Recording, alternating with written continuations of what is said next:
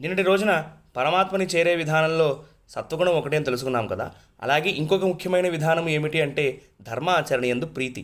ఇది ఎక్కడ బాగా కనిపిస్తుంది అంటే శ్రీమద్ రామాయణంలో కనిపిస్తుంది. రామచంద్ర స్వామి అడవికి వెళ్ళిన వెంటనే భరతుడు మా అన్నగారి ఎంత పితృవాక్య పరిపాలన ధురంధరుడో నేను కూడా అలాగే అవుతాను, కాబట్టి ఇప్పుడు రాజ్యభారం నేనే చేస్తాను అని అనలేదు.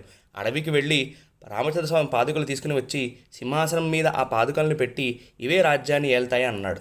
ఎందుకు అలా అన్నాడు అంటే మరి ధర్మం అలాగే చెబుతుంది, జ్యేష్ఠభ్రాత పితృసమహ అని అంటుంది. కాబట్టి అంటే పెద్దన్నయ్య గారు తండ్రితో సమానము, కాబట్టి రాజ్యభారము తండ్రి గారి తర్వాత పెద్దన్న ఇదే అన్న విషయం భరతుడికి తెలుసు. కాబట్టి ఆ ధర్మాన్ని ఆచరించాడు.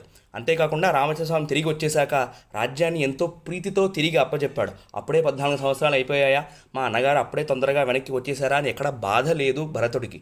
కాబట్టి ఆ ధర్మాచరణ ఎందు ప్రీతి ఎందుకు వచ్చింది అంటే భరతుడికి భక్తి జ్ఞాన వైరాగ్యములు అన్నీ కూడా యవ్వన దశలో ఉన్నాయి. హరే కృష్ణ.